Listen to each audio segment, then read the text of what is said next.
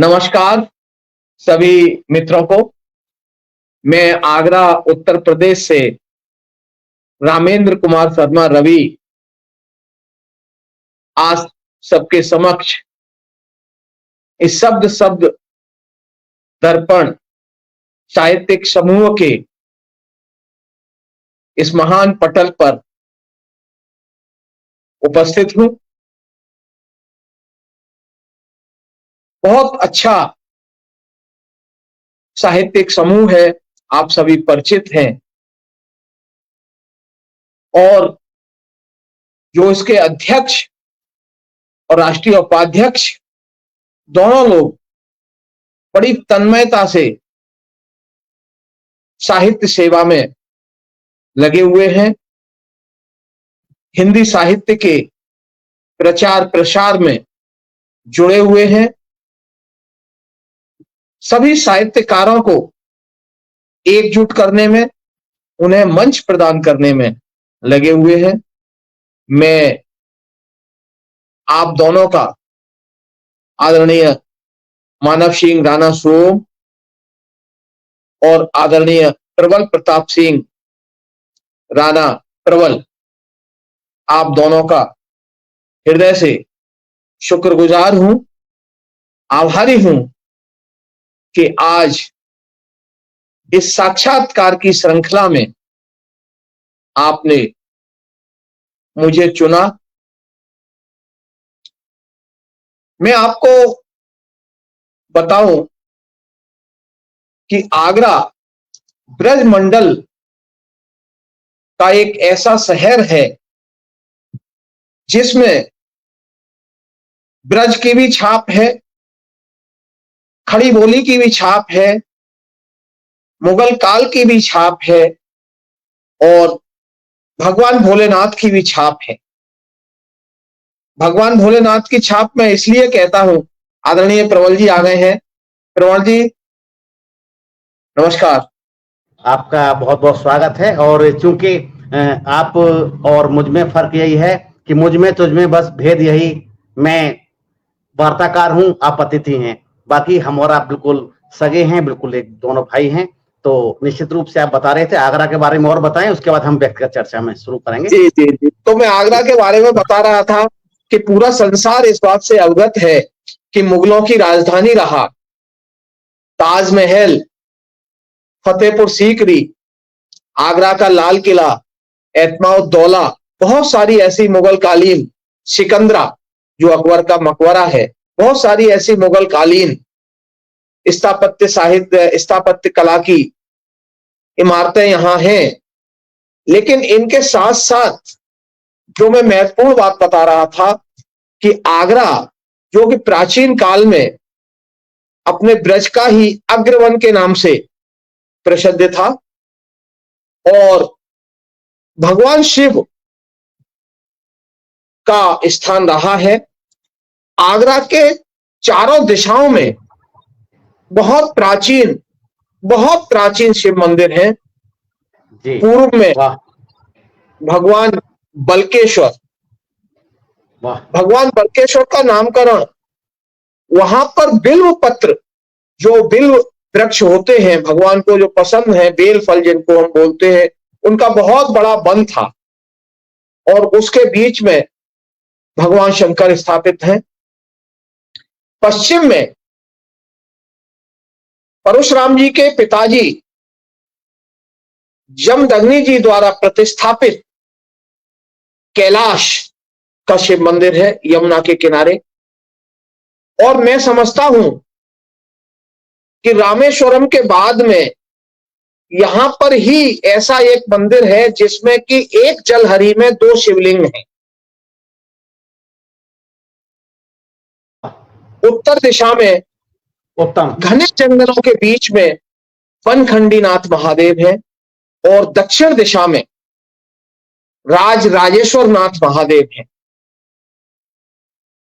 इनके अलावा शहर के मध्य में रावतपाड़ा में मनकामेश्वर शिव का बहुत प्राचीन मंदिर है। तो मैं ये कह रहा था कि यह आगरा शहर न सिर्फ प्रेम का शहर है, मुगल कालीन शहर है, बल्कि ये भक्ति का भी शहर है। और प्रबल जी, मैं आपके संज्ञान में एक चीज और लाना चाहूंगा कि जहां चारों कोनों पर भगवान शंकर के इतने प्राचीन मंदिर स्थापित हैं, उसी तरह से चारों कोनों पर, चारों दिशाओं में भगवान भैरवनाथ भी विराजमान है। जी जी जी। पूर्व में शमशान के किनारे काल भैरव, जी उत्तर में बाल भैरव, जी और दो अन्य भैरवनाथ जो दोनों दिशाओं में है। बहुत प्राचीन मंदिर है, बहुत मान्यता है। प्रत्येक रविवार को मेले जैसा माहौल रहता है।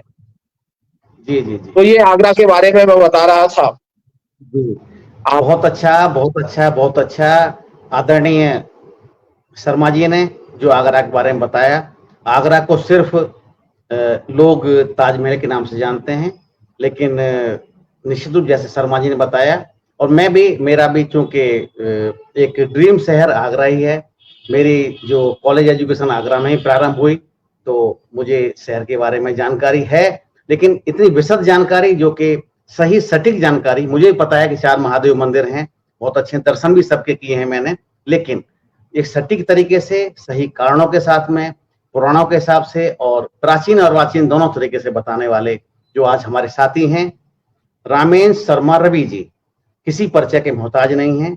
यहाँ हम किसी साहित्यकार का परिचय नहीं कराते। शब्दों के अनूठे व्यक्तित्व कार्यक्रम में व्यक्तित्व की बात होती है, उनकी रचनाओं की बात होती है, उनके जीवन की बात होती है, और उनके जीवन की योजनाओं के बारे में बात होती है। और सबसे अधिक जो इस कार्यक्रम में आते हैं, वो सिर्फ लब्ध प्रतिष्ठित साहित्यकार ही नहीं होते हैं। जीवन में साहित्य के अलावा भी उन लोगों ने बहुत कुछ अचीव किया होता है। वो अचीवमेंट्स के बारे में बात करते हैं, और बीच बीच में जो भी हमारे कविवर आते हैं, उनकी रचनाएं भी हम सुनते हैं, जिससे कि हमारे श्रोता, जो कि वो स्वयं में, हमारे सारे श्रोता भी कविगण हैं, अधिकारी हैं, और सामान्य जन तो निश्चित रूप से बस आम आदमी नहीं होना चाहिए, क्योंकि वही खतरनाक हो जाता है। सभी हमारे विशिष्ट लोग हैं, कोई आम आदमी नहीं है, क्योंकि आम आदमी होने में बड़ा देश को खतरा हो जाता है। वो खतरा न हो तो अच्छी बात है। तो मैं प्रारंभ में आदरणीय रामेश शर्मा जी का एक रचना की 4 लाइन प्रेषित करना चाहता हूँ, सबको सुनाना चाहता हूँ। कि आप लिखते हैं, बड़भागी हैं लोग वे जो करते उपकार, बड़भागी हैं लोग वे जो करते उपकार, परहित जिनका धर्म है करते सबको प्यार। निश्चित रूप से बहुत बड़ा भाग्य है कि लोग किसी को प्यार कर सकें और किसी को उपकार कर सकें। करते सबको प्यार, कष्ट नहीं कोई देते, करते सबको प्यार, कष्ट नहीं कोई देते, सहकर सब प्रतिकार बुराई खुद ले लेते, कहता रब कबीराय चेतना उनकी जागी, सबका कर उपकार बने हैं वे बड़भागी। क्योंकि भाग्य वही है कि सेवा करने में, निश्चित रूप से। और ऐसे ही चरित्र के स्वामी हैं हमारे शर्मा जी, क्योंकि जब जो व्यक्ति लिखता है वो कहीं महसूस करता है, उन चीजों को लिखता है। तो सभी के सामने शर्मा जी हैं और मेरे साथ में हैं। तो शर्मा जी के बारे में जानेंगे। मैं बहुत देर बता सकता हूँ शर्मा जी के बारे में, जितना उनके बारे में जाना है, लेकिन फिर भी क्योंकि स्वयं जो बताएंगे अपने बारे में, वो शायद कुछ अच्छा लगेगा। तो हम शर्मा जी से जानना चाहेंगे सबसे पहले कि आपका जन्म कहाँ हुआ, और कुछ माताजी और पिताजी के बारे में बताएं, जिससे कि हमारे सभी साथी, हमारे साहित्यकार साथी, हमारे श्रोता उनके बारे में जान सकें, श्रद्धेय पिताजी और माताजी के बारे में। शब्द शब्द साहित्यिक समूह से जुड़े सभी श्रोताओं का, दर्शकों का मैं हृदय से अभिवादन करता हूं। आदरणीय कवि लाला राम जी हमसे जुड़ चुके हैं, मैं उनका हृदय से अभिवादन करता हूं। प्रबल जी, आगरा में एक स्थान है बोदला, और आजकल यह स्थान बहुत बड़ा स्थान हो गया है, क्योंकि दीनदयालपुरम, जिसे आवास विकास कॉलोनी के नाम से जानते हैं, वह बोदला में ही है। वस्तुतः बोदला प्राचीन में एक गांव था जो आगरा नगर की सीमा पर स्थित था, और वहीं से आगरा नगर की सीमा शुरू होती थी। चुंगी, वहां पर चुंगी का बैरियर भी लगा हुआ था। तो जो भी देहात से जो किसान लोग अपना फल सब्जी अनाज वगैरह को शहर में बेचने के लिए ले जाते थे, उस समय उनको चुंगी कर देना पड़ता था। तो जो बोदला है, मेरा जन्म वहां हुआ था, और सौभाग्य से जो मेरे पूर्वज थे उन्होंने ही इस गांव को बसाया था। 4 पीढ़ियों की तो मुझे याद है। पंडित चतुर्भुज शर्मा जी और उनके सुपुत्र पंडित मांगीलाल शर्मा जी, जो मेरे दादाजी थे, और उनके सुपुत्र मेरे पूज्य पिताजी पंडित राम स्वरूप जी शर्मा, और मेरी माताजी आदरणीय माया देवी जी। मैं अभागा हूं कि 3 वर्ष पहले पूज्य पिताजी का साया मेरे से उठ गया, लेकिन मैं सौभाग्यशाली हूं कि मैं रोज अपनी मां के आंचल में उनकी छांव पाता हूं। अद्भुत अद्भुत भावनाएं, अद्भुत भावनाएं। माँ बाप का मेरे पर बड़ा धस्त रहा। मेरे दादाजी पंडित मंगीलाल शर्मा जी का मेरे को बहुत सानिध्य मिला। वो मेरे गुरुतुल्य थे। बहुत कुछ उन्होंने जीवन में मेरे को सिखाया। मेरी प्रारंभिक शिक्षा दीक्षा जो थी कक्षा 5 तक बोदला में ही एक जूनियर हाई स्कूल था, पंडित श्यामलाल जूनियर हाई स्कूल, वो भी हमारे परिवार के ही, तो मेरी वहां हुई। उसके बाद में कक्षा 6 से कक्षा 12 तक आगरा का एक लब्ध प्रतिष्ठ इंटर कॉलेज है, MD Jain inter college, Mahavir Digambar Jain inter college, जो हरि पर्वत पर स्थित है। वहां पढ़ा, हरि पर्वत पर। और मेरा ग्रेजुएशन और पोस्ट ग्रेजुएशन बीकॉम और एमकॉम की शिक्षा सेंट जॉन्स कॉलेज, जैसे कि हम लाल पत्थर का बना हुआ छोटा ताजमहल भी कहते हैं, बिल्कुल बिल्कुल, वहां हुई। और सौभाग्यशाली इसलिए रहा कि मेरे पूज्य पिताजी सेंट जॉन्स कॉलेज में ही कार्यरत थे। तो ये हम सब बहन भाइयों को इस बात का लाभ मिला कि इतने लब्ध प्रतिष्ठ महाविद्यालय में हम सभी लोग पढ़ पाए। जी जी जी। मुझे लगता है कि यदि पिताजी उस कॉलेज में कार्यरत न होते तो शायद उस कॉलेज में एडमिशन पाना, और विशेष रूप से कॉमर्स फैकल्टी में एडमिशन पाना, अपने आप में एक बड़ी मशक्कत वाली बात थी। बिल्कुल, आगरा के जो कॉलेज थे शर्मा साहब, आरबीएस कॉलेज की एग्रीकल्चर फैकल्टी बहुत अच्छी थी, कॉमर्स फैकल्टी सेंट जॉन्स की, और आर्ट्स और साइंस की आगरा कॉलेज की। आगरा कॉलेज कॉमर्स फैकल्टी सबसे अच्छी आपकी सेंट जॉन्स कॉलेज की थी। ये बिल्कुल सत्य बात है। और आज भी जो मेरे वहां के कॉमर्स के जो विद्वान शिक्षक थे, उनमें से 2 के तो अभी भी मैं सानिध्य में हूं। मेरे फेसबुक से जुड़े हुए हैं, मेरे इंस्टाग्राम से जुड़े हुए हैं, मेरे व्हाट्सएप ग्रुप से जुड़े हुए हैं, और आगरा में ही मेरी यदा कदा उनसे मुलाकात हो जाती है। मैं उनके चरण वंदन भी कर लेता हूं, है ना। प्रोफेसर प्रेम नारायण अस्थाना, पीएन अस्थाना, और प्रोफेसर के बंसल, इन दोनों से मेरी यदा कदा मुलाकात होती रहती है। तो मैं इस मामले में बड़ा सौभाग्यशाली हूँ प्रबल जी। और चूंकि आपसे बात हुई, अभी शिक्षा के बारे में बात हुई, तो हम ये जानना चाहते हैं, हर साहित्यकार के बचपन में कुछ घटनाएं हुई होती हैं, तो प्रारंभिक शिक्षा के समय की कोई संस्मरण आपका हो तो हमें बताएं। कोई भी पारिवारिक हो, उसी मतलब वो एक एज ग्रुप होता है आपका 10 साल 12 साल तक का प्रारंभिक शिक्षा में, उसमें कोई संस्मरण हो। प्राइमरी शिक्षा जिसकी जितनी मजबूत रहती है, जैसे कि एक मकान की नींव जितनी मजबूत होती है, वो मकान उतनी बुलंदियों को छू लेता है। मैं भी इस बात को पूर्णतः मानता हूं। मुझे याद आते हैं वो दिन जब मैं पंडित श्यामलाल जूनियर हाई स्कूल में कक्षा 1 से, उस समय कक्षा 1 भी हुआ करती थी, कक्षा 1 और पक्का 1, वो पढ़ने के 5वीं क्लास तक मैं पढ़ा। और उस समय मुझे याद है कि अगर कोई बच्चा क्लास में नहीं आता था तो हमारे क्लास टीचर आदेश देते थे हम 2-3 लड़कों को कि जाओ उसको घर से उठा के लाओ। और आप प्रबल जी विश्वास नहीं करेंगे, कि वो लड़का स्कूल ना आने की वजह से छिप जाता था कोने में, और हम 3-4 लड़के उसको झंगा झोली बना के, एक लोग हाथ पकड़ते थे, 2 लोग पैर पकड़ते थे और उसको स्कूल तक लेके आते थे। ये अपने आप में एक विशेष तरह की प्रारंभिक चीज हुआ करती थी। और उस समय हम काठ की पट्टी जो ले जाते हैं, जिसको पट्टी बोलते हैं, उसको काले कलर से कालिक करते थे, उस पर हरे उससे और फिर घोंटा लगाते थे कांच के गिलास से या कांच की बोतल से, तो वो चमक जाती थी। तो जिसकी जी जी जी जी गोल गोल घोटा आता था, उससे घिसते थे। गोल गोल घोटा आता था कांच का बना हुआ, जिससे वो चमक जाती थी।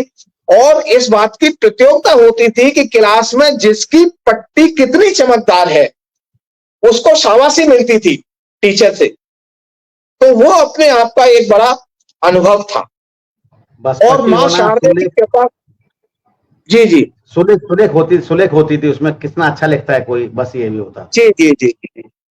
अच्छा, उसी समय जब मैं कक्षा 4 या 5 का विद्यार्थी था, तो उस समय आपको भी याद होगा प्रबल जी, क्योंकि हम और आप हम उम्र हैं लगभग लगभग, कि हर शनिवार को विद्यालय में बाल सभा होती थी। हाँ हाँ, बाल सभा, बहुत बिल्कुल आधे बाल आधे समय सभा बाल सभा होती होती थी, थी। और उस बाल सभा का उद्देश्य ही ये था कि बच्चों में को करिकुलर एक्टिविटीज, साहित्यिक अभिरुचि पैदा की जाए। बिल्कुल बिल्कुल, बहुत अच्छी होती थी। जी जी जी। और उस समय अखबार में, जो हमारे आगरा का प्रतिष्ठित अखबार है अमर उजाला, तो उसमें निकलता था शनिवार को ही बच्चों का कोना। और उस समय जो उसके संपादक थे परम श्रद्धेय डोरीलाल जी अग्रवाल, जो आज जी इस जी, दुनिया बात में नहीं रहे हैं, जी जी जी जी। वो बच्चों की कविताओं को निश्चित रूप से जगह देते थे। और उस समय मैंने एक कविता लिखी थी, और उसको उन्होंने अमर उजाला में बच्चों के कोने में जगह दी। और फिर वही रचना हमारे जो तिवारी जी टीचर थे, उन्होंने बाल सभा में मेरे से पढ़वाई। और उस समय मेरी जो बुआ जी थी, उन्होंने उसका एक तरह से नाट्य रूपांतरण भी मेरे से करवाया। तो अच्छा। वो कविता मैं आपको सुनाऊंगा। तो लेकिन मेरी जी जी। बुआ जी ने क्या किया कि उन्होंने ढेर सारा कपड़ा मेरे पेट में, कपड़ों के शर्ट वगैरह के अंदर दबा के पेट को फुला दिया, जैसे पेट मोटा हो। और उस बाल सभा में मैंने वो रचना प्रस्तुत की कि मेरा नाम है पेटू भाई, खाता हूं 10 किलो मिठाई, वाह 20 रोटियां खा जाता हूं, 100 पान चबा जाता हूं, वाह वाह वाह। 7 घड़े पानी पीता हूं, जिसके बल से जीता हूं, लगता मेरा ऐसा पेट जैसा हो बंबई का गेट, वाह वाह चार वाह। पाई पर जाता ले, सब कहते हैं पेटू सेठ। तो एक ये पेटू 8 से। पंक्तियों की छोटी सी बाल रचना मैंने उस समय रची, जी जिसको अमर उजाला जैसे प्रतिष्ठित अखबार में जगह मिली। और स्कूल में बाल सभा में पूरे, अच्छा बाल सभा ऐसा नहीं कि एक क्लास की ही होती हो, जी, शनिवार सभी के बच्चे दिन हाँ, पूरा हाँ, सभी पूरा बच्चे इकट्ठे स्कूल होते थे उसमें, हाँ, पूरे पूरा स्कूल के बच्चे स्कूल इकट्ठे वहां होते बिठा दिया जाता था। और थे। उसके सामने आपको अपनी कुछ भी, अगर आप कोई नाट्य एकाकी करना चाहें एकाकी कीजिए, कविता करना चाहें कविता कीजिए, नाटक करना चाहें नाटक हाँ कीजिए, हाँ, आपको भाषण कुछ ना दीजिए। कुछ करना होता था। जी जी, बिल्कुल रूप से, तो बिल्कुल ये निश्चित रूप मेरी से। प्रारंभिक शिक्षा की एक ऐसी बातें हैं जो मुझे अभी तक मेरे जहन में जिंदा है, निश्चित याद है। निश्चित रूप से, निश्चित रूप से प्रेरणादायक हैं। और जैसे जी कहते हैं पूत के पांव पाले में दिखते हैं, तो निश्चित रूप से अगर जो व्यक्ति के अंदर कोई मेधा होती है, कोई स्किल होती है या कोई योग्यता होती है, वो कहीं ना कहीं दिखनी शुरू हो जाती है। वो अलग बात है कि आप जीवन यापन के लिए कोई जॉब करते हैं तो वो हो सकता है कि वो प्रतिभा कहीं छिप जाए या पैरेलली चलती रहे। तो बहुत वो अच्छी थोड़ा बात सा है निश्चित रूप रुकावट आ से। जाती है। हाँ हाँ, जो रुकावट हमारी आ जाती है। जिम्मेदारियां हैं, जी हमारी जॉब के प्रति, जी। हमारे परिवार के प्रति, उन सब की वजह से थोड़ा सा व्यवधान आ जाता है। हाँ, लेकिन चलता है। प्रतिभा विलुप्त नहीं होती है। नहीं नहीं होती। तो मैं आपको प्रबल साहब एक बात और बताऊंगा।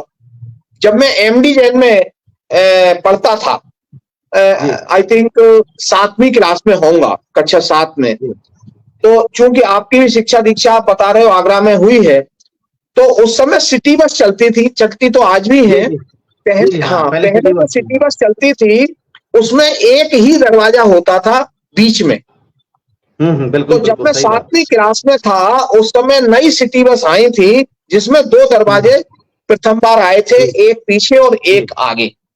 जी जी तो जनरली उसका मतलब मंतव्य यही था कि जब सवारी चढ़ती और उतरती है तो धक्कम पेल ना हो, पीछे से जी जी सवारी चढ़े और आगे से उतर जाए। उतर गए। ये उसका वो था, और जो कंडक्टर था वो भी पीछे की सीट पे ही खड़ा होता था। जी जी जी जी तो आगरा में सबसे लंबा जो एक रूट था वो 1 नंबर रूट था, वो दयाल हम्म बाग से और सदर बाजार तक उतर हुआ था, जाता जो पूरा पूरा जाता था। एमजी रोड है, उस हाँ एमजी रोड पूरा पे 1 नंबर बस पूरा चलती थी। कवर करता था पूरा, हाँ जी हाँ। और हरि पर्वत भी एक स्टॉपेज था, जी जी जी और हम हरि पर्वत पर वहीं स्टॉपेज जो था, जो हरि पर्वत की कोतवाली है, पुलिस स्टेशन है, तो जी वहीं जी हाँ उसके सामने ही था। जी और जी हमारा जो विद्यालय था वो पुलिस स्टेशन के पीछे है।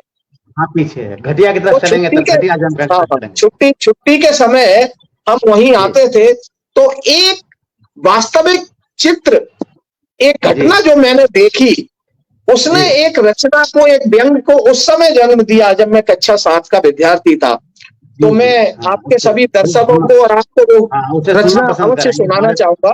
हमारे दर्शक भी सभी सुनना पसंद करेंगे उसको निश्चित रूप से, क्योंकि जी जी। एक अच्छी रचना है उस समय की, जो एक जब टीनेज में एक होता है व्यक्ति, भाव 7वीं भाव क्लास है, में 12 साल एक में। बाल बाल मन में जो भाव जी थे वो एक व्यंग के रूप में वो प्रपुष्टित हुए। तो प्रस्तुत है। रूट नंबर 1 की बस जा रही थी, रूट नंबर 1 की बस जा रही थी, सबको अपनी अपनी मंजिल पहुंचा रही थी। जैसे ही हरि पर्वत का स्टॉपेज आया, ड्राइवर ने बस का ब्रेक लगाया। जैसे वाह ही वाह हरि कमाल। पर्वत का स्टॉपेज आया, ड्राइवर ने बस का ब्रेक लगाया। कुछ उतरे, कुछ चढ़े, कुछ उतरे, कुछ चढ़े। एक दरोगा जी पैसे न देने की नीयत से आगे से चढ़े। एक दरोगा जी, माफ कीजिएगा आपके पूज्य पिताजी भी दरोगा जी रहे हैं, लेकिन ये मैं बिल्कुल यथार्थ चित्रण कर रहा हूं, इस पर कहीं कोई हेरा फेरी नहीं है। एक दरोगा जी पैसे न देने की नीयत से आगे से चढ़े। ड्राइवर ने फरमाया कि हुजूर पीछे जाइए, पहले टिकट लीजिए तब आगे आइए। हुजूर पीछे जाइए, पहले टिकट लीजिए तब आगे आइए। इतना सुन दरोगा जी के तेवर चढ़ गए, इतना सुन दरोगा जी के तेवर चढ़ गए। वो लाल पीले होते हुए ड्राइवर की ओर बढ़ गए, बोले, you driver police, you driver police, don't know me, I am inspector of police, I am inspector of police, I am inspector of police. तो ये छोटा सा व्यंग जो बिल्कुल हाँ यथार्थ पर आधारित है, यथार्थ है, इसे बिल्कुल बिल्कुल सही। बहुत बहुत इसे आप अच्छा। मेरी उस और समय की इसी प्रथम या द्वितीय बहुत रचना ही कह सकते हैं। प्रथम द्वितीय रचना थी, और साथ में उसमें रचना में क्या था कि कवि के साथ ये होता है कि अधिकांश माना जाता है कवि अपनी बातें कहता है, अपना दुख सुख कहता है। नहीं नहीं, कवि को तो दुख सुख किसी का दिखे, खुशी दिखे दुख दिखे, भले अपना हो भले दूसरे का हो, जहां नजर पड़ जाएगी उसी के बारे में लिखेगा। और आदरणीय आर एन निश्चित रूप सिंह जी पूछ रहे हैं कि मैं कक्षा 7 से- में कब था। जी तो शायद जी हाँ मैं 72 में था। मैंने हाई जी स्कूल एमडी जैन से 1976 में किया, जी इंटरमीडिएट 1978 में किया, और बीकॉम जी 80 में और एमकॉम 82 में। जी और 83 में, 82 और 83 वाले सेशन में दयालबाग का जो है Dayalbagh educational DI deemed university, उससे मैंने जी बीएड किया। और 83 जी में ही केनरा बैंक में मेरे को नौकरी मिल गई। एक भी दिन मैं बेरोजगार नहीं रहा। हाँ देखिए, जहां चाह वहां रहा, ये जहां चाह आर एन उसी सिंह साहब अपने का ये कमेंट, इससे मैं सहमत हूं। मैंने तो पहले ही कह दिया कि सभी दरोगा एक जैसे नहीं होते। मैंने तो क्षमा मांग ली अपने मित्र प्रबल जी से, और ये सत्य बात है। जी जी नहीं, हाँ वास्तव में पिताजी का तो क्या था, एक नीर शेर विवेक करने वाले व्यक्तित्व थे वो। और जी जी कहते थे कि मैं पुलिस की नौकरी में अनफिट हूं, लेकिन चूंकि नौकरी में हूं तो मुझे सारे कार्य करने पड़ेंगे और पूरी ताकत से करने पड़ेंगे, लेकिन भलमसात के साथ करने पड़ेंगे। तो वो है, हर व्यक्ति को जीवन का काम करने के लिए काम करना पड़ता है, उस काम करने में कैसा करे उसका व्यक्तित्व का अपने व्यक्तित्व के ऊपर होता है। तो शर्मा जी, बहुत सारी बातें हुई आपकी, प्राथमिक शिक्षा की बात हुई, आपकी आगे की शिक्षा की बात हुई और आपकी रचनाएं भी हमने सुनी, प्रारंभिक काल की रचनाएं सुनी। तो अब आती है कि साहित्यिक जीवन आपका प्रारंभ हो गया बचपन से ही, जो कि आप अखबार में छपे, उसके बाद में आप फिर बाल मंच पे आप रहते थे, बाल सभा होती थी कार्यक्रम हमारे स्कूलों में। उसके बाद निश्चित रूप से जब आप एमडी जैन कॉलेज में आए हैं तो धीरे धीरे वहां पर भी, क्योंकि 15 अगस्त, 26 जनवरी, 2 अक्टूबर, 3 फंक्शन तो सभी जगह होते हैं, जी उनमें आप जी भाग लेते होंगे। हम भी वही करते थे जब प्राइमरी मैं में निश्चित बाल निश्चित सभा रूप में से। थे, और उसके बाद में करते थे। हमारे साथ दुर्भाग्य ये हुआ था हमारे साथ में कि जब हम हाई स्कूल तक आए तो नाटकों में भाग लेते थे, कविताएं पढ़ते थे, अपनी भी और दूसरों की भी।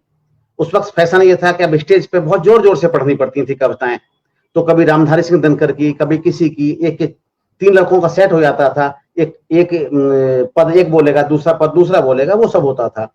तो वहां धक्का लगा था मेरे को, जब मैं इंटरमीडिएट में 11th में आया था, तो हमारे एक टीचर थे श्री चंद चौधरी जी, तो मैंने अपनी कविता वहां पढ़ी मैंने 15 अगस्त पे, 11th में आया था मैं उस समय। तो जैसे मैं आया तो एकदम मैं क्लास का मॉनिटर, किस्मत ऐसी रही, मैं कक्षा 6 से लेके और 12th तक में क्लास का मॉनिटर था। तो आके मेरे कंधे पे हाथ रखा, कैसे वाहवाही से काम चलेगा क्या, तुम्हारा व्यक्तित्व कविता पढ़ने का नहीं है, भाषण देने का है। कि मैं वाद विवाद प्रतियोगिता में भाग लेता था, और आप सोचिए कि मैं 12th में एक बार भी उन्होंने मुझे कविता नहीं पढ़ने दी। तो ऐसा हो जाता है कि आपको प्रेरित करने के लिए लोग दूसरी तरफ ले जाते हैं, लेकिन जो जी होना होता है वही जीवन में होता है। तो आप मेरे बड़े मेरे साथ अधिकारी रहे, वाह, लेकिन ये निश्चित रूप से जो विधि का विधान होता है, उसी प्रकार से ईश्वर हमको बुद्धि देता है, उसी तरह अवसर देता है, और कभी न कभी अवसर तो देता ही देता है जी। मेरे मेरे साथ में एक सौभाग्य प्रबल जी ये रहा, मैं आपको बताऊं, क्योंकि मेरे पूज्य पिताजी शिक्षा जगत से जुड़े हुए थे जी और उस समय साधनों का अभाव था। तो मेरे जी पिताजी बोदला से सेंट जॉन्स कॉलेज साइकिल से अपनी नौकरी पे जाया करते थे, जी जी जी। और एमडी जैन कॉलेज से छुट्टी होने के बाद में मैं बाबूजी की कॉलेज में सेंट जॉन्स में आ जाया करता था। हाँ तो हाँ, जो लाइन वो पार करके पीरियड का बिल्कुल। मेरा दरमियान था, जी असल में उस समय जो विद्यार्थी थे, बाद में जब मैं बीकॉम एमकॉम में आया, मैंने भी उनको योजनाओं को समझा और मैं भी उसमें पार्टिसिपेट किया। एक योजना थी राष्ट्रीय सेवा योजना, नेशनल सर्विस स्कीम, हाँ एनएसएस हाँ, जिसे बोलते हैं। NSS जी। तो उसके उसके तहत सेंट जॉन्स डिग्री कॉलेज में बच्चों की क्लासें लगती थी, और बच्चों की क्लासों के साथ साथ वो बहुत सारे सेंटर्स आगरा में चलाते थे। एनएसएस के जो वॉलंटियर्स थे, जो ग्रेजुएशन और पोस्ट ग्रेजुएशन के जो विद्यार्थी हुआ करते थे, वो आगरा के तमाम स्कूलों में शाम के समय 2 घंटे के लिए एनएसएस की क्लासेस चलाया करते थे, और हर त्रैमासिक उस पे ड्यूरेशन पे उन सब स्कूलों में आपस में कंपटीशन हुआ करता था। तो उसका लाभ जो मेरे को मिला, जो मंच मुझे मिला, जो मेरी झिझक खुली पब्लिक स्पीकिंग के लिए, वो मेरे लिए बहुत ही लाभकारी रहा जीवन भर। और आप विश्वास नहीं करेंगे, जब मैं बीएड कर रहा था तो वहां एक नाटक, हमारी एक मैडम थी मणि शर्मा, डॉक्टर मणि शर्मा, उनके निर्देशन में एक नाटक फिल्माया गया, दिल्ली ऊंचा सुनती है। तो उस दिल्ली ऊंचा सुनती है, इसमें भी मैंने पार्टिसिपेट किया। तो मंच से मैं हमेशा से जुड़ा रहा, और बैंक में भी। अच्छा, मैं आपको यहां बताऊं कि जो मेरी कंटिन्यूअस एजुकेशन थी रेगुलर, वो एमकॉम बीएड थी। उसके बाद में बैंक में रहते हुए भी मैंने एमए इकोनॉमिक्स किया, एमए हिंदी से किया, आयुर्वेद रत्न किया, और जेआईआईबी और सीएआईआईबी, ये 2 एग्जाम होते हैं बैंक में, वो भी सब मैंने किए। क्योंकि मेरे पूज्य अच्छा लगा। पिताजी की, हाँ, उनकी अवधारणा थी कि मनुष्य को पढ़ते रहना चाहिए। जी जी शिक्षा का कोई अंत नहीं है, ज्ञान का जी जी कोई सीमित दायरा नहीं है। और हाँ। यही कारण था कि मैंने एमए हिंदी अच्छे डिस्टिंक्शन से 75% से ऊपर अंक लेते अरे हुए यूनिवर्सिटी में मैंने एमए हिंदी किया। जी जी और उसी के परिणाम स्वरूप जब मैं बैंक में था, तो जब जी कभी बैंक में हिंदी अधिकारी नहीं रहते थे, तो जो जी मेरे एग्जीक्यूटिव थे वो मेरे को वो अतिरिक्त भार हिंदी अधिकारी का सौंप दिया करते थे। जी। अच्छा, बहुत बढ़िया। और हाँ, और बाकायदा 3 वर्ष के लिए मुझे हिंदी अधिकारी के रूप में नामित किया गया अंचल कार्यालय आगरा में। अच्छा अच्छा, हाँ हाँ हाँ। हाँ, और उस ये समय बहुत अच्छा। मैंने जी नगर राजभाषा कार्यान्वयन समिति हुआ करती है, नराकाश जिनको हम बोलते हैं, टॉलिक जी जी अंग्रेजी में वर्ड है। जी तो वो केंद्रीय सरकार के जो कार्यालय थे उनके लिए होती थी। जी लेकिन जी उस समय चूंकि आगरा में केंद्रीय कार्यालय ज्यादा थे, जी 25 से अधिक थे, तो हमने जी। एक सुझाव भेजा कि भाई बैंकर्स की टॉलिक अलग बना दी जाए, नगर अच्छा। राजभाषा समिति बैंकर्स की अलग बना दी जाए। तो हमारे सुझाव पे चूंकि हम आगरा में लीड बैंक थे, जी तो उस सुझाव पर गृह मंत्रालय ने अमल किया और हमको परमिट कर दिया कि आगरा में गृह मंत्रालय राजभाषा विभाग के अंतर्गत नगर राजभाषा कार्यान्वयन समिति बैंक की स्थापना होगी। अरे वाह।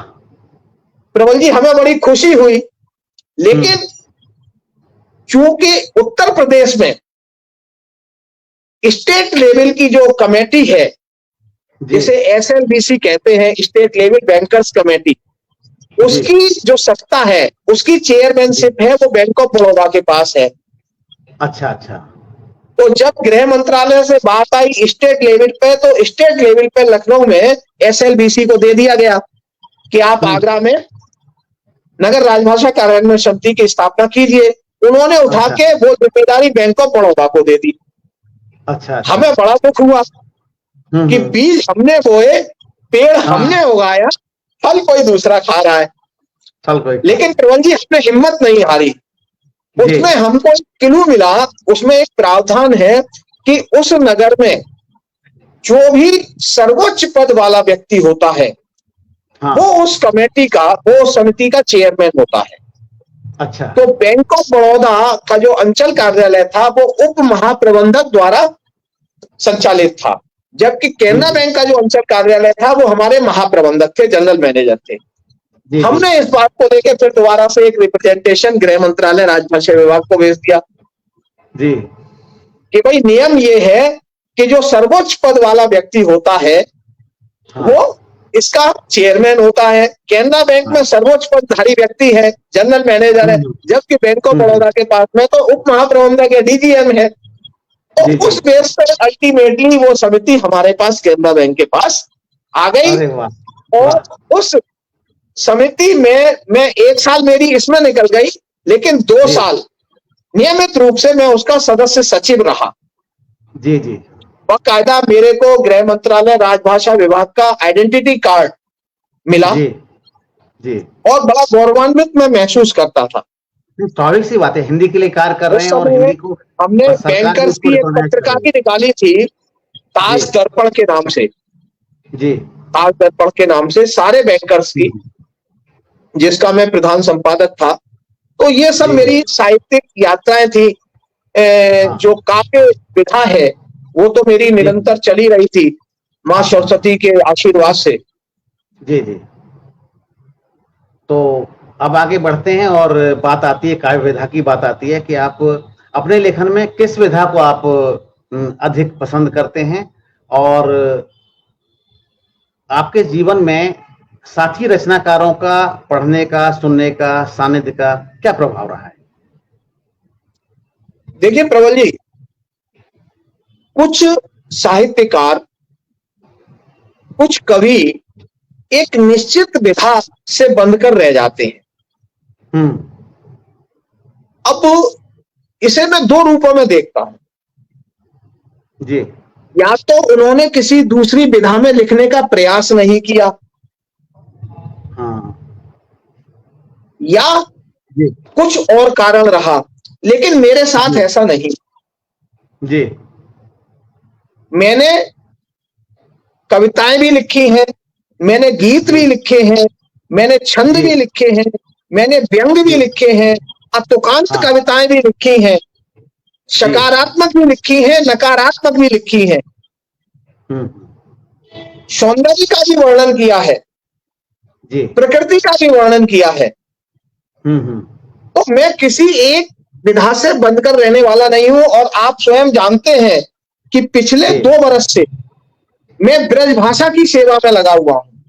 हाँ निश्चित रूप उससे से ब्रजभाषा को उससे आप पूर्व बिल्कुल में उससे पूर्व में मैंने ब्रज भाषा में अपनी लेखनी को बिल्कुल नहीं बढ़ाया, जी जी लेकिन रिटायरमेंट के बाद में विश्वास मानिए कि पता नहीं एक दिन भगवान श्री कृष्ण का ये आदेश था, और उस दिन से मैंने प्रण कर लिया कि अगर मैं 5 रचनाएं अपनी रचता हूं तो उसमें से 1 या 2 ब्रजभाषा की अवश्य रचता हूं।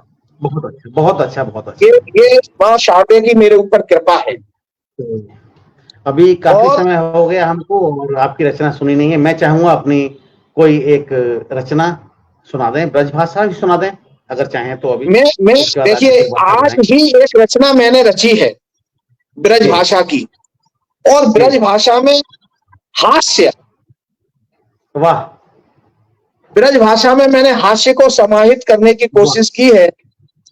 वाह एक पटल है, उसमें विषय मिला था कि आपको एसी के ऊपर रचना लिखनी है, एयर कंडीशनर के जी ऊपर रचना लिखनी।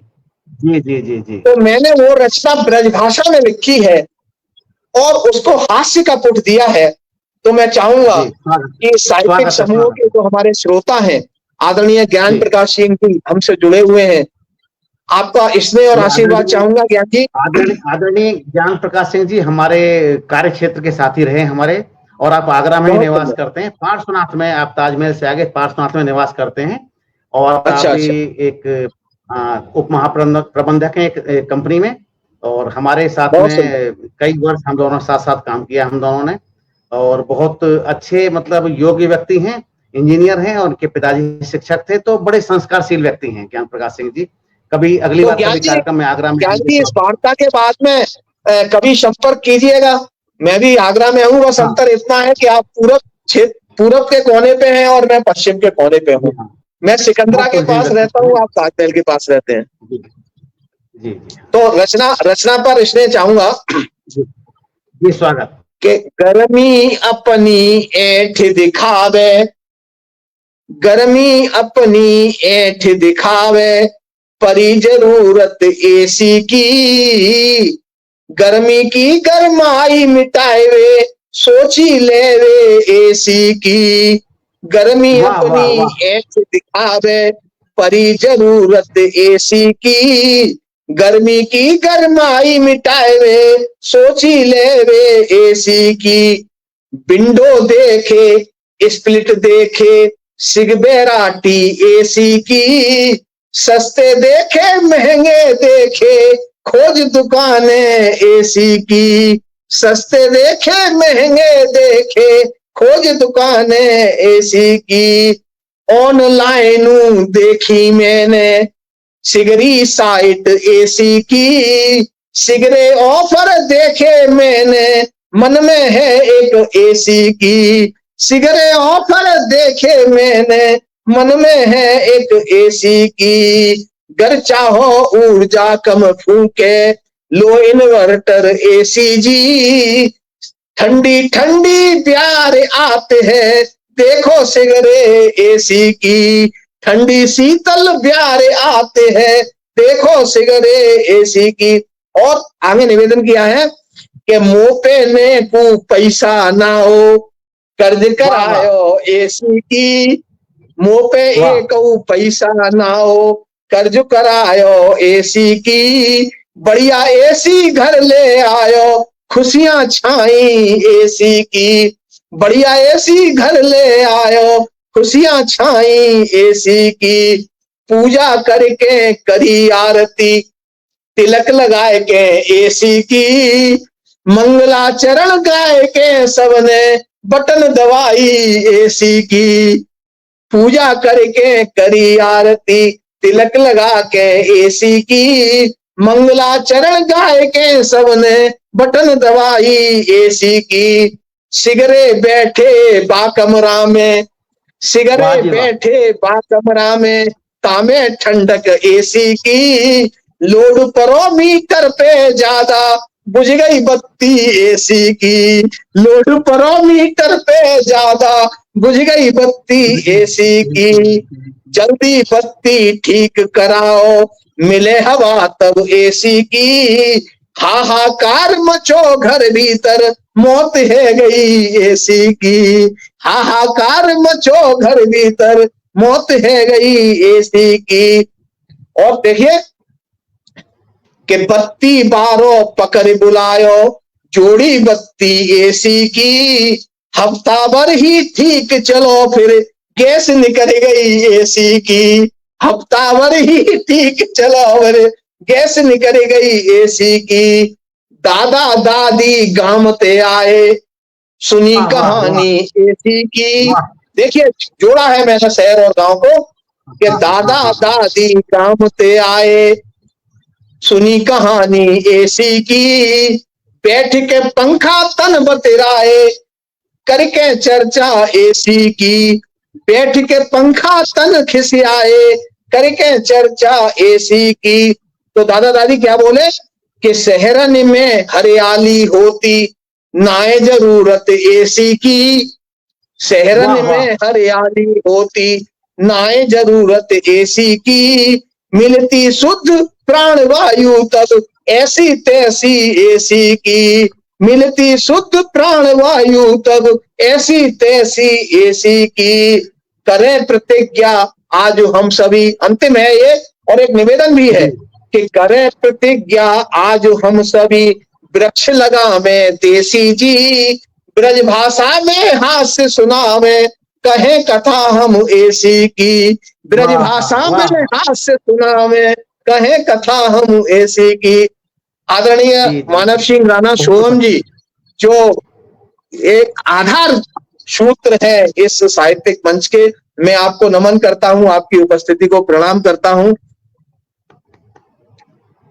जी जी बहुत अच्छी रचना। सबसे बड़ी बात है कि हास्य और व्यंग की सीमाएं नहीं है, अपरिमित है कि हास्य के माध्यम से कोई भी बात कही जा सकती है। तो अधिकांश हास्य रचनाओं में ये होता है कि समस्याएं उठाई जाती हैं, उनका समाधान नहीं होता। लेकिन आपकी रचना है, इसमें हास्य है, व्यंग है, समस्या कैसे जन्मी ये भी है और समस्या का समाधान भी है, और बहुत ही तार्किक और बहुत ही जो कि एब्सोल्यूट जो इलाज होता है, एब्सोल्यूट आपने रिकमेंड किया है। निश्चित रूप से कि यदि हम अपने वातावरण को सही करेंगे तो एसी की जरूरत नहीं है। इसका उदाहरण यही है कि मैं अभी बंगलौर में हूँ, जैसा कि आपको पता है बेंगलोर में हूँ अभी मैं। 17 तारीख को यहाँ आया था, 16 तारीख जी तक जी गर्मी थी यहाँ पे, 16-17 की रात में बारिश हुई और उस दिन से हमको एसी की जरूरत नहीं पड़ी है। बेटे का जो पेट है उसके लिए एसी चलाना पड़ता है, उसको बहुत गर्मी लगती है इसलिए, बाकी हमको एसी की जरूरत नहीं पड़ी है हमको। तो बिल्कुल सटीक रचना, क्योंकि बंगलौर हमारे उत्तर प्रदेश से ज्यादा हरा भरा है, ये वास्तविकता है, जी जी। और क्लाइमेट का भी अंतर है।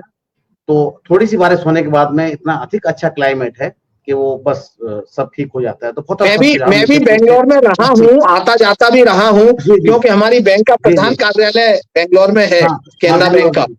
हाँ तो हम मेरा तो क्या बहुत मंगलूर चक्कर लगे हैं। मंगलूर मंगलूर ये जी मंगलूर में था ना, पहले नहीं, मंगलूर में था बेंगलोर ना पहले, कि बेंगलोर नहीं से शुरू बेंगलुरु? हुई थी। बेंगलोर में इसकी जी जी प्रथम हाँ। शाखा, इसकी नींव जो रखी गई थी वो बेंगलोर में जी रखी गई थी, जी लेकिन जो प्रधान जी जी जी कार्यालय है वो अभी बेंगलोर में जी बेंगलोर में। है, जेसी रोड जी पर जी और एमजी रोड पर। जी जी जी जी हाँ। तो बहुत अच्छी बातें हुई, काफी रचना अच्छी चल रही हैं, और शिक्षा की बात हुई, प्राथमिक शिक्षा की बात हुई, आपकी स्कूल शिक्षा की बात हुई, उसके बाद में आपकी कॉलेज शिक्षा की बात हुई, जॉब की बात हुई। तो अब एक और बात आती है कि आप कोई संस्मरण साहित्यिक जीवन का, विशुद्ध साहित्यिक संस्मरण कोई सुनाना चाहेंगे, तो इससे कि हमारे सभी दर्शक उसे आत्मसात करें, उससे कुछ शिक्षा मिले उनको। साहित्यिक साहित्यिक जीवन संस्मरण। साहित्यिक पढ़ साहित्यिक जीवन का संस्मरण, कोई साहित्यिक जीवन का संस्मरण, यानी कि कहीं किसी कार्यक्रम का संस्मरण या कोई कार्यक्रम आयोजित किया है उसका संस्मरण, जिससे कि प्रेरणा मिले जी हमारे जी दर्शकों को जी जी। और हमारे श्रोताओं को सीखने को मिले उससे। देखिए प्रबल जी, संस्मरण तो जीवन में बहुत है, क्योंकि जो हम और आप जैसे व्यक्तित्व हैं, उनका जीवन कृतित्वों से भरा हुआ है। मैं सबको संदेश भी देता हूं और आपकी इस मामले में तारीफ भी करता हूं। हम और आप साहित्य से जुड़े हुए हैं।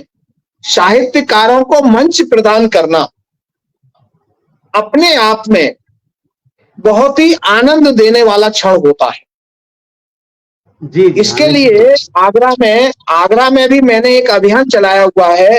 पिछली 2-4 कवि सम्मेलनों में और गोष्ठियों में मैंने ये निवेदन किया है सबसे कि अगर किसी का जन्मदिन हो, अगर किसी के माता पिता की पुण्यतिथि हो, आप उस मौके का भी लाभ ले सकते हैं और सभी साहित्यकारों को एकत्र करके उन्हें मंच प्रदान कर सकते हैं। और प्रबल जी, विश्वास मानिए, मेरी इस अपील का इतना असर हुआ है कि आगामी सप्ताह में आगरा की आरबीएस कॉलेज की जो पूर्व प्राचार्य हैं डॉक्टर सुषमा सिंह जी, उनके पूर्व स्मृति शेष पिताजी डॉक्टर इंद्रपाल सिंह जी इंद्र की पुण्यतिथि पर उन्होंने एक कार्यक्रम आयोजित किया है और उस दिन वो अपनी एक काव्य कृति का लोकार्पण भी कर रही हैं। हाँ, उनसे भेंट एक हमारे यहाँ जी ओज के कवि हैं आगरा में। जी, आगरा में ओज के कवि हैं मोहित सक्सेना जी, उनकी पूज्य माता जी की पुण्यतिथि है आगामी सप्ताह में ही। और वो ना एक कार्यक्रम उन्होंने सभी साहित्यकारों को एकत्र करके वो एक कवि सम्मेलन कर रहे हैं। तो ये सबसे बड़ी बात है। मैं भी प्रयास करता हूं कि अपने जन्मदिन पर या और भी कोई ऐसा बनता है तो एक छोटी काव्य गोष्ठी या एक बड़ा कवि सम्मेलन मैं आयोजित करता हूं। एक संस्मरण मैं आपको सुनाना चाहूंगा कि अभी मेरी एक आदत है कि 24 नवंबर को हमारी वैवाहिक वर्षगांठ होती है। 24 नवंबर 1984 को आपकी भाभी जी हमारे जीवन में आई या हम उनके जीवन में चले गए, तो मैं शादी की वैवाहिक वर्षगांठ पर कहीं ना कहीं बाहर जाता हूं। जी। तो विगत बार हम दुबई गए थे। दुबई और आबू धाबी का टूर हमारा शादी की वर्षगांठ पे ही था। जी। तो हम साहित्यिक गतिविधियों से जुड़े हैं। जैसे आपने अपनी पोस्ट डाली थी कि आप बेंगलोर में गए और साहित्यकारों से संपर्क हुआ और एक आदरणीय से आपका संपर्क हुआ और उनके साथ बैठ लिए। तो दुबई में भी दुबई में भी प्रबल जी साहित्यकार हैं और उनसे संपर्क करके हम बैठे जी। और जब उनको ये मालूम पड़ा कि शर्मा जी की आज वैवाहिक वर्षगांठ है, उन्होंने बड़े हर्षोल्लास के साथ में हम लोगों को दोनों को गुलदस्ता दिया और हमारे सफल वैवाहिक जीवन की कामना की। मन प्रफुल्लित हो गया था प्रबल जी। उस क्षण ऐसा लगा था कि हाँ, साहित्य ने ही हमें ये सम्मान प्रदान किया है। जी। तो छोटी बड़ी बहुत सी बातें हैं जो संस्मरण के नाम पर कही जा सकती है। बहुत सारे पुरस्कार, बहुत सारे अलंकरण हमको अलंकृत किए गए हैं, वो भी सब एक सम्मान की बात है। मन प्रसन्न होता है। लेकिन अंततः बड़ी विनम्रता से मां शारदे से, वीणा पानी से यही कामना करता हूं, यही प्रार्थना भी करता हूं कि हे मां, अपना आशीर्वाद बनाए रखना, अपना वरद हस्त बनाए रखना। यदि आप हैं तो साहित्य है, साहित्य है तो रवि है, वरना कुछ नहीं। बहुत अच्छा आपने जो आयोजन किया और जैसा प्रेरणा दिया आपने, और आप सभी लोगों की प्रेरणा से, सभी के सुझावों से, मैंने भी पिछले महीने जो कार्यक्रम रखा था, आपने शोभा बढ़ाई थी मेरे घर पे आके, तो हम भी सभी संस्थाओं में कोशिश करते हैं, पहले भी करते रहे हैं। तो अभी उसको क्या होता है कि पहले करते थे लोग लेकिन संकोच करते थे। हम कहते हैं संकोच नहीं करना, क्योंकि हम अतिथियों को बुलाते हैं, जो हमारे विशिष्ट अतिथि हैं, उससे साहित्यकारों को भी एक संबल मिलता है, दर्शकों को संबल मिलता है। और हम ऐसी विधा के स्वामी हैं हम लोग तो, कि हम तो जब आते हैं, हमारे साथी आते हैं, कभी सम्मेलन होता है, कभी गोष्ठी होती है, तो जीवन के विभिन्न रंगों को हम लोग प्रस्तुत करते हैं। तो यदि हमारे अतिथि 100 अतिथि हैं, उसमें से अगर 20 अतिथि अगर हमारे या 15 अतिथि 10 अतिथि अगर साहित्यकार होंगे, तो निश्चित रूप से उन अतिथियों से हमारे कार्यक्रम की जो 4 चांद लग जाएंगे निश्चित रूप से। तो सभी कर रहे हैं, आप इस तरह कर रहे हैं। तो आपके यहाँ गए थे, वो भी जब आपके यहाँ कार्यक्रम में आगरा गए थे, मैं और मानव सिंह जी गए थे, वो भी एक बहुत अच्छे आयोजन था, वो भी इसी प्रकार का था। और मुझे वहीं से प्रेरणा मिली थी कि एक शुभ अवसर है, उस शुभ अवसर पर आप शुभ अवसर को पीछे रखते हुए, सबसे बड़ी बात है शुभ अवसर को पीछे रखते हुए, या तो शुभ अवसर का कार्य पहले कर लें, बाद में जैसे मेरे यहाँ पूजन था तो पूजन पहले हमने किया, उसके बाद हमने कार्यक्रम किया। आप लोगों ने कार्यक्रम किया, उसके बाद में वो अपने अपना जो मनाया, स्वाभाविक सी बात है, क्योंकि हमें वो भी परिवार की चीजें भी मनी, वो एक बहाना होता है, या मुख्य उद्देश्य लोगों को बुलाना होता है। तो हमारे अतिथि हमारे जो हैं, वो अतिथि हमारे मित्र संबंधी हैं, और जो साहित्यकार है वो भी हमारे सारे मित्र और संबंधी और भाई हैं, बहन हैं हमारे। तो निश्चित रूप से बहुत अच्छी आपकी, और कहीं ना कहीं मैंने कहा नहीं, पहली बार आपसे कह रहा हूँ, मुझे प्रेरणा वहीं से मिली थी। और जब मैंने श्रीमती जी को बताया था कार्यक्रम से आके, तो यही बताया कि क्योंकि आपने उस चीज को पीछे रखा था कि वो आपका कोई मांगलिक कार्यक्रम है, तो श्रीमती जी ने कहा था कि अब अगली बार भी आप कार्यक्रम मांगलिक हो या याद का हो, तो मांगलिक कार्यक्रम जब होगा तब तो होगा, लेकिन चूंकि पिताजी की पुण्यतिथि है, वो एक कार्यक्रम ऐसा है जो कि इस कार्यक्रम में आपको अवश्य रहना है। तो किया, तो प्रेरणा मुझे वहीं आपके जो बोतला वाले आपके जो आपका जो कॉम्प्लेक्स में कार्यक्रम जाने के बाद मिली। तो निश्चित रूप से और लोग प्रेरणा लेंगे, मेरे जो अभी कार्यक्रम को जो मेरे साथी सुन रहे हैं वो भी इस बात से प्रेरणा लें कि हम कार्यक्रम करते हैं, उस कार्यक्रम में अगर साहित्य का पुट लग जाए तो बहुत अच्छी बात होगी।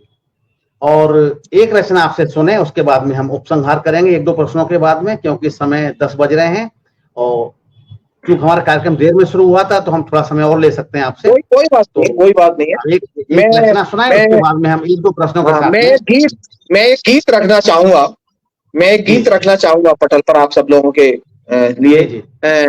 आदरणीय सुनीता श्रीवास्तव जी भी हमारे साथ मौजूद हैं, आपको भी नमन करते हुए जी। और गीत का जो शीर्षक है कि अच्छा था वह समय पुराना, मैंने तुलना की है। मिलजुल कर रहते थे जिसमें रहती सदा एकता, जिसमें आंगन में नहीं थी दीवारें, नदी प्यार की बहती, जिसमें मिलजुल कर रहते थे, जिसमें रहती सदा एकता, जिसमें आंगन में थी नहीं दीवारें, नदी प्यार की बहती, जिसमें कहला था वह उच्च घराना, कहलाता वह उच्च घराना, अच्छा था वह समय पुराना, अच्छा था वह समय पुराना। सुबह सवेरे सब उठ जाते, मिलजुल सभी काम करवाते, खेत क्यार हो या घर बाहर, एक लक्ष्य में सब जुट जाते। सुबह सवेरे सब उठ जाते, एक लक्ष्य में सब जुट जाते, चलता था नहीं कोई बहाना, अच्छा था वह समय पुराना। और निवेदन है, समय बहुत था पास हमारे, आज की तरह आपाधापी नहीं थी, समय बहुत था पास हमारे, यद्यपि ना था पैसा प्यारे, पैसा नहीं था उस समय, समय बहुत था पास हमारे, यद्यपि ना था पैसा प्यारे, गुंजाइश थी बहुत दिलों में, गुंजाइश थी बहुत दिलों में, रहे नहीं कभी न्यारे न्यारे, रहे नहीं कभी न्यारे न्यारे, साथ साथ था आना जाना, साथ साथ था आना जाना, अच्छा था वो समय पुराना। आज सभी, आप देखिए, अब तुलना देखिए कि आज सभी अपने में खोए, निज के ख्वाब देखते सोए, आज सभी अपने में खोए, निज के ख्वाब देखते सोए, रिश्ते नाते खत्म हो रहे, हमसे मैं के बीज है बोए, आज हम हमसे मैं पे आ गए हैं। रिश्ते नाते खत्म हो रहे, हमसे मैं के बीज है बोए, वाह बंधु वाह। बंधु से हुआ बेगाना, बंधु बंधु से हुआ बेगाना, अच्छा था वह समय पुराना, प्रकृति से हम खेल रहे हैं। देखिए, एक संदेश देने की कोशिश की है कि प्रकृति से हम खेल रहे हैं, दुष्परिणाम भी झेल रहे हैं, प्राण वायु की कमी हो रही। कोरोना काल में तो आप सब लोगों ने देखा था कि ऑक्सीजन पैसे देने पर भी नहीं मिल रही थी। प्राण वायु की कमी हो रही, पीने का जल ढूंढ रहे हैं, प्राण वायु की कमी हो रही, पीने का जल ढूंढ रहे हैं, स्वस्थ जीव है बना फसाना, अच्छा था वह समय पुराना, अच्छा था वह समय पुराना, अच्छा था वह समय पुराना। बहुत तो अच्छा, ये एक बहुत अच्छा, बहुत अच्छा। और हमारे गीत ऋषि प्रमोद मिश्र निर्मल जी आपके शब्दों को दोहरा रहे हैं कि पैसा पैसा नहीं था प्यारे। और वास्तव में उन्होंने क्या किया है कि इसकी विशद रचना की। आपने पैसे को बोला था कि पैसा नहीं था प्यारे, यानी कि पैसा नहीं था, लेकिन उन्होंने इसको और आगे लेके गए हैं उन्होंने, क्योंकि मुझे पता है, मैं यही पसंद करता हूँ आदरणीय मिश्र जी का, कि जब कभी किसी कार्यक्रम में आते हैं तो बड़ा विशद उसका विवेचन करते हैं। एक पद का विवेचन उन्होंने किया है, उन्होंने एक अलंकार का उपयोग कर लिया यहाँ पर कि पैसा पैसा नहीं था प्यारा। पैसा उस वक्त जो था, लेकिन वो पैसा नहीं था। आजकल पैसा पैसा कहलाता है, उस वक्त जी, पैसा जी। पैसा नहीं था, सिर्फ जरूरत थी, जरूरत के अलावा पैसा पैसा नहीं था। तो बहुत अच्छा उन्होंने एक उदाहरण दिया है। और निश्चित रूप से ये किसी भी रचना की बहुत बड़ी एक प्रशंसा वो होती है कि उसका सटीका टिप्पणी, उसका एक इस तरह से उसका एक मीमांसा कर सकें, वो भी हमारे आज के गीत ऋषि प्रमोद मिश्र निर्मल जी। और मुझे बहुत प्रेम प्राप्त है उनका, मुझे आशीर्वाद प्राप्त है उनका। तो निश्चित रूप से प्रशंसा उनसे मिली, मैं बहुत सौभाग्यशाली हूँ कि कार्यक्रम में और वो उनसे प्रशंसा मिल रही है। तो निश्चित रूप से बहुत सटीक उनके टिप्पणी होती हैं और साहित्य के एक बहुत बड़े रचनाकार हैं साहित्य में, और हम सबके बहुत प्रेरणा स्रोत भी हैं प्रमोद मिश्र निर्मल जी। तो आपकी रचना मैं भी सुनी निर्मल और जी का आभार व्यक्त करता हूँ इतनी सुंदर टिप्पणी के लिए। जी जी आदरणीय मिश्रा जी का आभार व्यक्त कर रहा हूँ। बहुत बहुत अच्छा मिश्रा जी का। और हमारा कार्यक्रम अभी समाप्ति की ओर है, तो हम कुछ आगे बातें करते हैं। बातें ये करते हैं कि जो नए रचनाकार हैं उनको आप क्या संदेश देना चाहेंगे? देखिए, एक बड़ी विडंबना ये है प्रबल जी, आप इतना बड़ा साहित्यिक समूह चला रहे हैं, ग्रुप चला रहे हैं, बहुत सारे नवोदित रचनाकार भी आपसे जुड़े हुए हैं। बहन उर्मिला पांडे जी को प्रणाम करता हूं।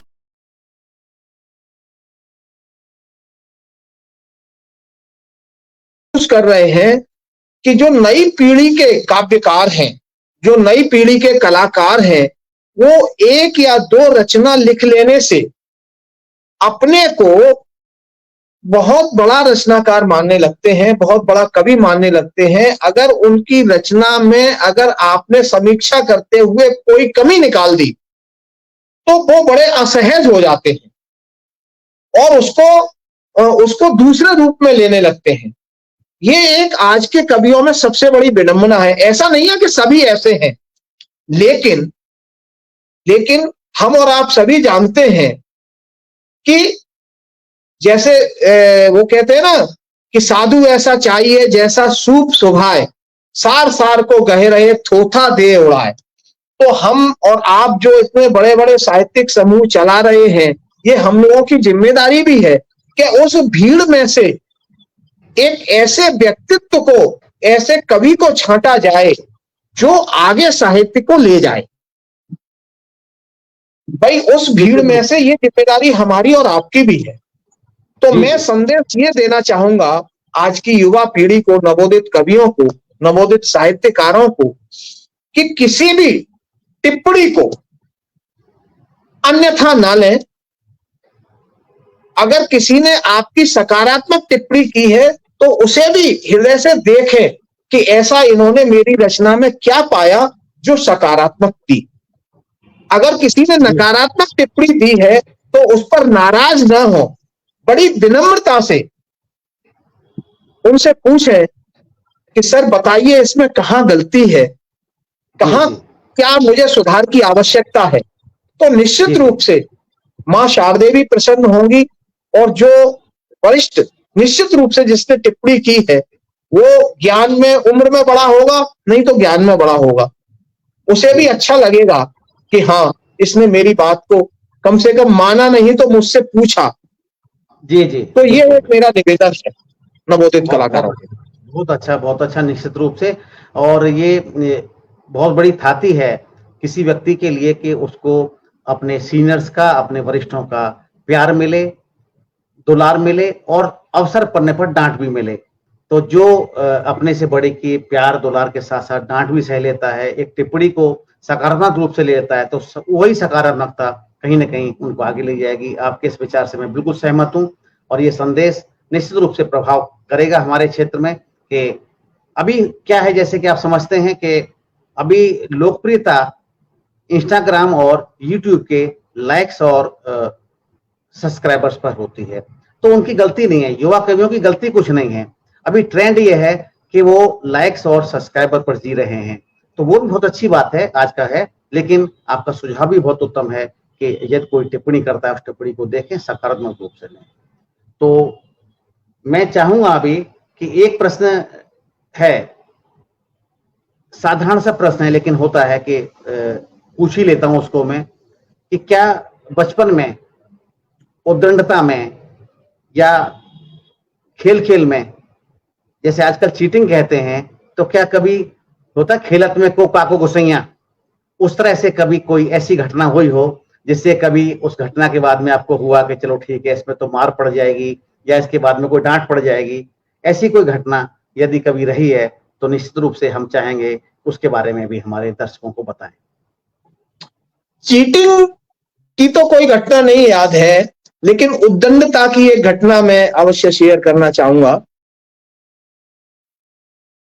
जब मैं कक्षा 8 का विद्यार्थी था एमडी जैन में, तो प्रबल जी हुआ क्या कि हमारे क्लासरूम का जो सीलिंग फैन था वो खराब हो गया। जी, हमने एक दो बार शिकायत भी की, लेकिन जो कॉलेज का इलेक्ट्रीशियन था, दुर्भाग्य से वो भी उस सप्ताह में छुट्टी पे था, तो गर्मी के मौसम में बड़े परेशान से थे। तो चूंकि अब आप उसे उद्दंडता कह लीजिए या कुछ कह लीजिए, एक हमारा पीरियड होता था बुक क्राफ्ट का, उसके लिए हमें बुक क्राफ्ट के लैब में जाना पड़ता था।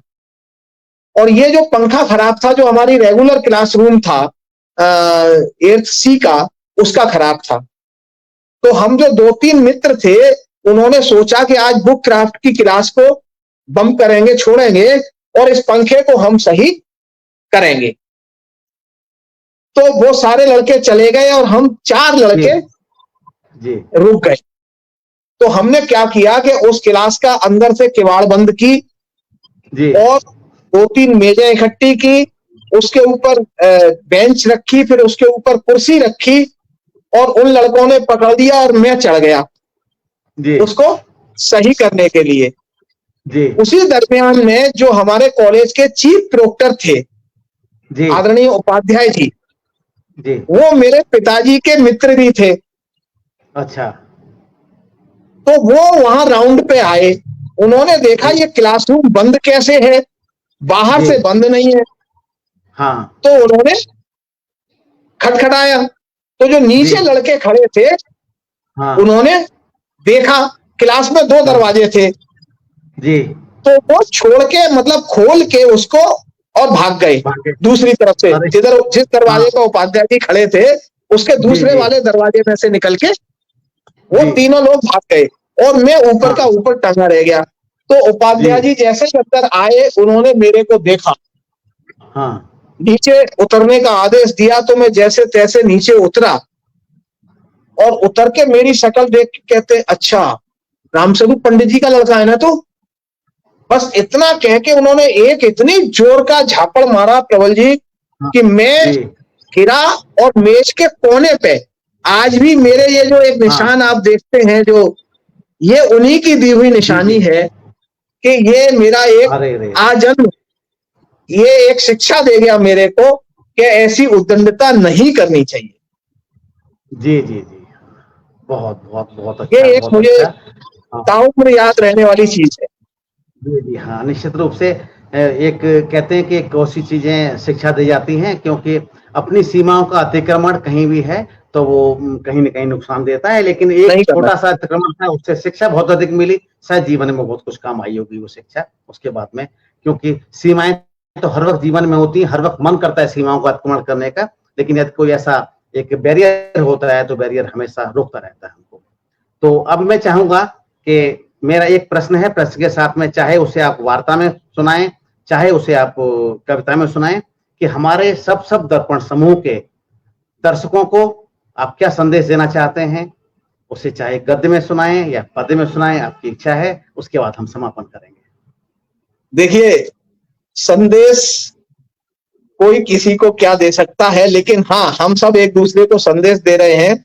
और आज जो मैंने कुंडलिया छंद रचे हैं, वो मैं समर्पित कर रहा हूं आपके जी शब्द शब्द स्वागत। साहित्यिक समूह को और उनके जी सभी दर्शकों स्वागत, को। स्वागत, स्वागत। आशा को मत छोड़िए, आशा आस जगाए, आशा को मत छोड़िए, आशा आस जगाए, आशा ही गर ना रही, होगा कौन सहाय। आशा ही गर ना रही, होगा कौन सहाय। होगा कौन सहाय, सत्य है कौन बतावे, स्वाभिमान के साथ मनुज जीवित रह पावे। स्वाभिमान के साथ मनुज जीवित रह पावे। कहता रवि हर्षाय, वक्त ने फेंका पासा। कहता रवि हर्षाय, वक्त ने फेंका पासा, और स्वाभिमान के संग सदा जीवित है आशा। स्वाभिमान के संग सदा जीवित है आशा। और स्वाभिमान के ऊपर ही एक और कुंडली छंद देखिए कि स्वाभिमान सिखला गए शास्त्री जी आजाद। जो हमारे प्रधानमंत्री रहे हैं आदरणीय लाल बहादुर शास्त्री जी, बहुत स्वाभिमान के धनी थे। ऐसे ही पंडित चंद्रशेखर आजाद जी भी बहुत स्वाभिमान के धनी थे कि स्वाभिमान सिखला गए शास्त्री जी आजाद, राष्ट्र हित में मर गए, नहीं करी फरियाद। नहीं करी फरियाद, आत्मबल उनका भारी। नहीं करी फरियाद, आत्मबल उनका भारी। भारत में इतिहास रचे सब मिल नर नारी। भारत में इतिहास रचे सब मिल नर नारी। कहता रवि समझाए, जो करते सदा गुमान। कहता रवि समझाए, जो करते सदा गुमान। उनमें नहीं आत्मबल और ना ही स्वाभिमान। उनमें नहीं आत्मबल और ना ही स्वाभिमान। और अंतिम कुंडलिया बंद स्वाभिमान के ऊपर है, उसको सौंपते हुए सभी को एक तरह से देते हुए कि जो जीता हित राष्ट्र के, उसे मिले सम्मान। देखिए, हम और आप साहित्य के माध्यम से राष्ट्र सेवा में लगे हुए हैं।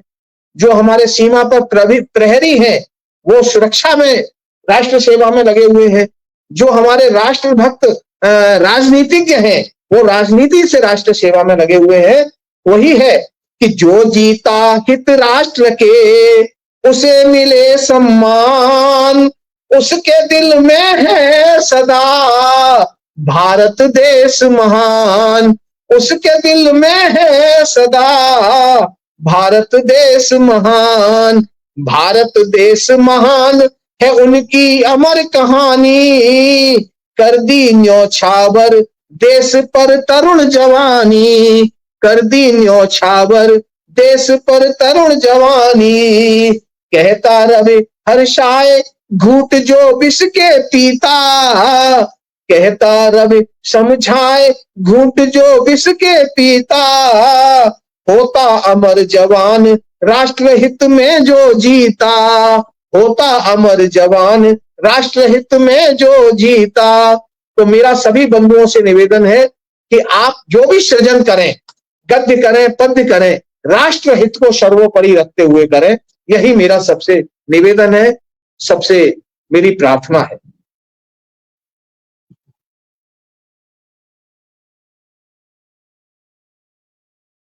जी माइक माइक आपका, प्रबल जी माइक। आदरणीय प्रमोद मिश्र निर्मल जी ने संदेश दिया, आप मुझे भी अपने पटल पर अवसर प्रदान करें। अवसर प्रदान करना नहीं, मैं सौभाग्यशाली हूँ कि आपके साथ में मैं काव्य पाठ करूं। आपको याद है, आपको जैसे कि आप सतमुला कवियों की चौपाल में आपको हम आमंत्रित करते रहते हैं। निश्चित रूप से आप वहाँ के आप एक वरिष्ठ कवि हैं सतमुला कवियों की चौपाल के। हम आपसे बहुत कुछ सीखते हैं और मैं जैसे ही आपसे समय लेकर आपको आमंत्रित करूंगा, आप हमारे कार्यक्रमों में निश्चित रूप से आएंगे। ये हमारा सौभाग्य होगा कि आप हमारे कार्यक्रम में आए और आपने हमें इस लायक समझा कि हम आपके साथ काव्य पाठ कर सकते हैं। ये हमारा एक सौभाग्य होगा। निश्चित रूप से मैं आज के बाद में कल ही आपसे संपर्क करूंगा और आपसे समय लूंगा कि आप कब कार्यक्रम में आ सकते हैं। और मैं समझता हूं कि अभी हम जितने साथी हैं, जो हमारे साथी उस पार रहे, उनका एक बार आभार प्रदर्शन कर दूं। हमारे साथ में लालाराम ब्रजवासी जी का हमें स्नेह मिला, संजय गुप्त जी का हमें स्नेह मिला। संजय गुप्त जी आपके शर्मा जी के अच्छे मित्र हैं, उनका स्नेह, उनका प्यार मुझे भी मिलता है। ज्ञान प्रकाश सिंह जी हमारे मित्र हैं आगरा से, उनका भी हमें मिला। हेमंत अग्रवाल जी का, बहुत अच्छे साहित्यकार हैं, आज के उभरते हुए साहित्यकार हैं हेमंत जी। मानव सिंह राणा जी हमारे समूह के अध्यक्ष हैं, आर्यन सिंह जी, और साथ साथ हमारे पेज से हम लोग, मैं और मानव सिंह जी दोनों सब दर्पण के थ्रू भी जुड़े रहे हैं। और सुनीता श्रीवास्तव जी आपका बहुत आभार। आदरणीय प्रमोद मिश्र निर्मल जी आपका भी बहुत बहुत आभार। उर्मिला पांडे जी हैं उनका, और सुनीता श्रीवास्तव जी, सभी का बहुत बहुत आभार। और जिनके नाम मैं नहीं पुकार पाऊंगा क्योंकि स्क्रॉल हो जाते हैं आगे, तो उनको मैं कार्यक्रम के बाद में निश्चित रूप से उनका आभार प्रदर्शित करूंगा और उनके टिप्पणियों का उत्तर देने का प्रयास करूंगा। तो कार्यक्रम समाप्ति का समय हो रहा है। मैं भी सभी मित्रों का हृदय से आभार व्यक्त करना चाहता हूं आदरणीय। मैं भी, मेरी तरफ से भी आप सभी को सादर नमन, बहुत बहुत आपका आभार। और कार्यक्रम समापन होता है और अगले हफ्ते फिर हम इसी कार्यक्रम में ऐसी कोई एक अनूठे व्यक्तित्व, जो कि शब्दों के व्यक्तित्व हैं, उनके जीवन के बारे में, कृतित्व के बारे में चर्चा करेंगे, उनके साथ बैठेंगे और आप सभी साथियों को अच्छा लगेगा निश्चित रूप से। और साथियों से निवेदन है और साथी और भी संख्या में जुड़ें और हमारे जो साहित्यकार, हमारे जो के अच्छे एक व्यक्तित्व आते हैं, उनको सराहना करें उनकी, और उनकी जीवन के बारे में जानें और अपने जीवन के बारे में भी एक अवसर दें हमको कि हम आप लोगों के जीवन के बारे में जान सकें, आगामी कार्यक्रमों में हम आपको बुला सकें। तो बहुत बहुत धन्यवाद आदरणीय शर्मा जी समय देने के लिए। आपसे 1 घंटे का समय लिया था हमने, 1 घंटा 20 मिनट समय लिया, इसके लिए क्षमा प्रार्थी हूँ इसके लिए मैं। और निश्चित मैं हृदय से आभार व्यक्त करता हूं शब्द शब्द साहित्यिक समूह का, आदरणीय राणा साहब का, आदरणीय अपने सुओम साहब का, दोनों का हृदय से बहुत बहुत आभार। धन्यवाद। नमस्कार, प्रणाम, जय हिंद।